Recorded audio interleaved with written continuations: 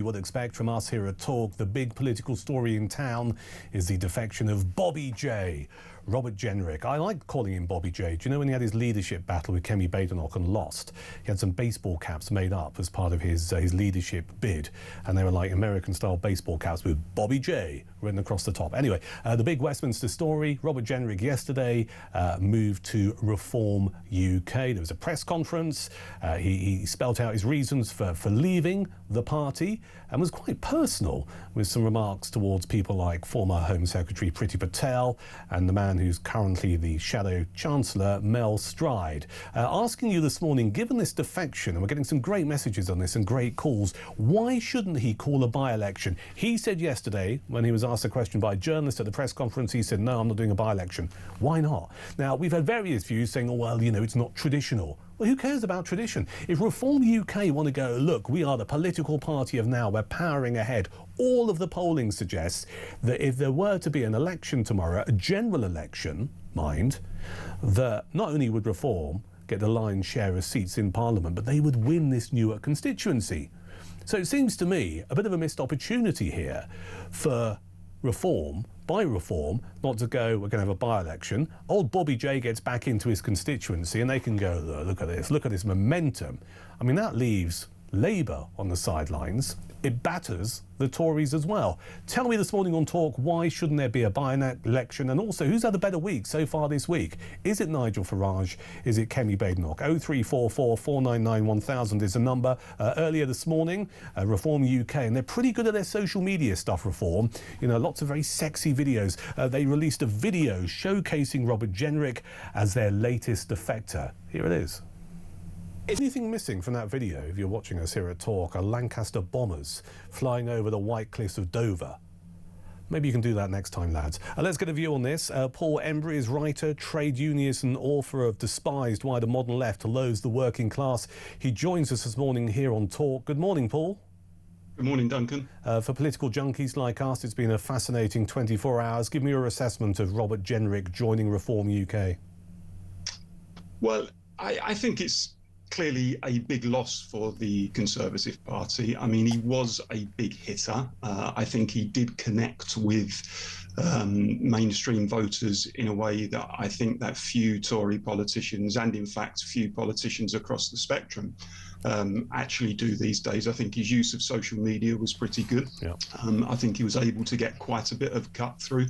But I think, to be blunt, I think these kind of choreographed defections are always a bit of a gamble. I would prefer it, and people's views do change and they feel that, you know, their party has left them and they'd be better off in another party. That happens, I get that, but I think in those circumstances people are better to do it the honourable way, to resign, to tell their party first and then to join the new party. And actually, I was listening to your comment about standing down for a by-election. I completely agree. You know, the voters in Newark, where Robert Jenrick is the voted for a Conservative candidate. Now, if he believes that he's got the support as a Reform candidate, then he should stand down and put himself before the electorate again. That, I think, is a matter of principle. So I think it's always a kind of trade-off with these things between integrity on the one hand and the wow factor on the other. And with this choreographed defection, they've clearly decided to go for the wow factor, but that has its pitfalls. Yeah, you see, I struggle, and I listen and I watch Talk a lot, as people would expect, and I have heard plenty of people on this channel complain about what they perceive to be the cancelling of local elections this year, okay? So Reform UK have kicked off about that, and they say it's a real kick in the guts for democracy. And then their latest recruit, Robert Jenrick, says he's not going to have a by-election. So you either believe in democracy or you don't, right? Yeah, and I mean, it has been the case previously that some MPs, when they've defected, have stood again. I think of Douglas Carswell, for example, when he left the Tory party and joined UKIP, he did the honourable thing. But I come back to the point that, you know, if voters go to the polls in a general election, and some people say, well, they just vote for the name, they just vote for the MP, that's what our constitution provides for. But actually, we know the reality that most people go into the polling booth, they're not particularly interested in the name of the candidate. No. Sometimes they are, but often they're not, and they vote for a party. And if they've voted for a party to represent them in government or in Parliament, and the person who represented that party has now changed his or her colours, I think they have a moral duty, if not a constitutional one, to go back to the electorate and say, I'm now standing on this party's manifesto. Do you still back me? That's the honourable thing to do. Give me your view on how this impacts or how this looks for Robert Jenrick personally. I was listening to the chair of his Conservative Association earlier today. He didn't know that Jenrick was defecting to Reform UK. You made the point earlier that the honourable thing to do would be to certainly phone up your supporters locally and certainly your local chairman and say, listen, fella, I'm off to this party before you announce it in a blaze of media glory. We also hear stories coming out this morning that he was taking notes in a shadow cabinet meeting and was, you know, nodding to all of the people apparently who he now hates. How does this look for him in terms of personally? I think it's a risk for him, because there will undoubtedly be people out there, ordinary voters in many cases, who will look upon it as a form of treachery. I mean, they may, in some cases, be Reform voters, but, you know, there has to be trust in politicians at the top. Even if you disagree with their policies, it's important that we, you know, for purposes of the democratic process itself, that we have trust in them as individuals and in their characters. Now, if you've got a big hitter like Jenrick, who has clearly been deciding and come to a view behind the scenes that he now wants to be part of Reform, but maintained his position as the Shadow Justice Secretary, attending shadow cabinet meetings and so on, while all of this was going on, people may look at that and go, well, do you know what, he's a backstabber. And if he sells out his own party in that way and his own, you know, constituency members in that way, how can we trust him to be honourable if he ever got into number 10, number 11, wherever it may be? Other people will say, good on you, mate, you know, Reform are the way forward. The Conservative Party are clearly a busted flush. You've made a brave, bold move, the right move for us, and we'll back you. So I think opinion will be divided, but it will certainly come with risk. Reform are not only damaging the Conservative Party, they're making inroads into what are previously known as Labour heartlands. Give me your take, certainly from a trade unionist perspective, and indeed someone, and I don't want to put you into a box, but maybe on the left of the political spectrum, Paul, if you're happy to be branded that way, of Keir Starmer over the last 6 months, who has been tacking more to the right, I believe, to try and stave off the threat of Reform UK. Is that the right thing to do?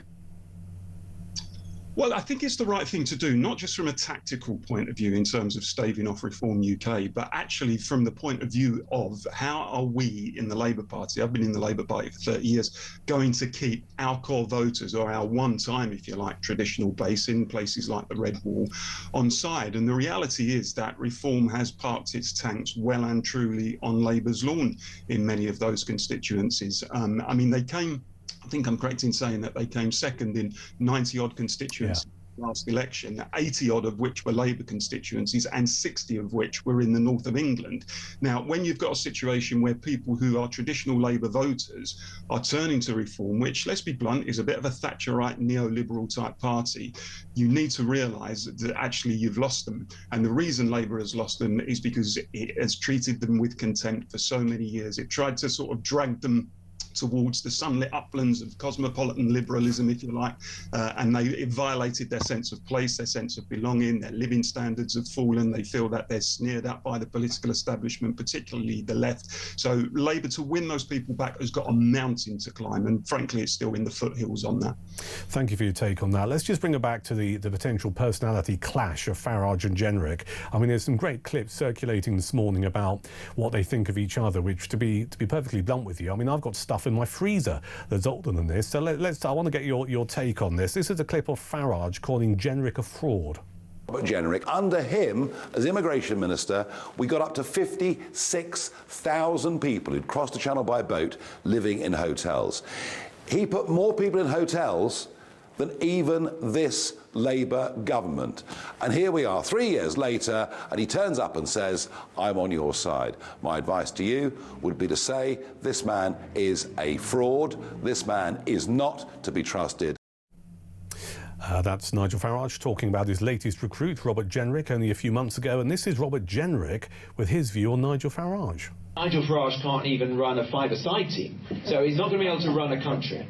They're not a serious party. We may have sympathy with some of the things that they say. We may understand why millions of our fellow countrymen and women have gone to Reform, but they are not the answer. Paul, I'd welcome your take this morning on Talk. Do you think both men have done a complete U-turn on what they think of each other, or is this just simply political convenience? Well, I was a great fan of the late Tony Benn. And Tony Benn, the veteran Labour MP, always said you should never concentrate on personalities. You should always concentrate on the issues. And I think this is one of the reasons for that. But actually, if you kind of spend a lot of time slagging individuals off and then you find you have to work with them, then your words will come back to haunt you. And there's probably a bit of political knockabout going on at the time, political theatre and whatever.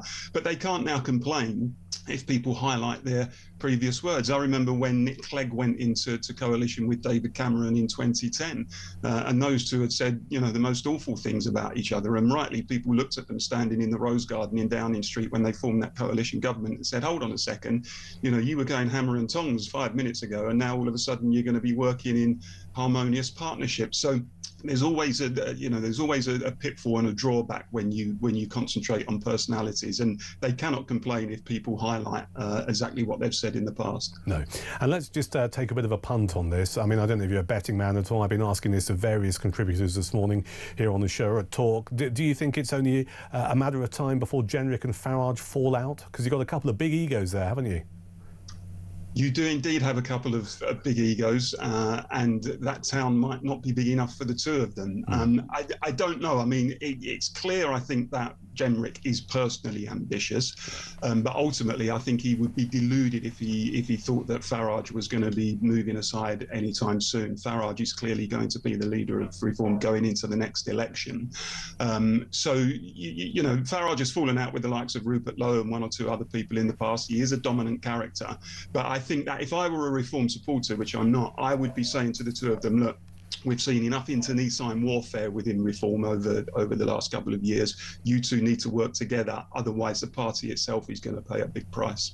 Paul, a pleasure to talk to you this morning. Thank you for joining us on this Friday morning here at Talk. That's Paul Embery, writer, trade unionist and author of Despised, Why the Modern Left Loathes the Working Class. Got some breaking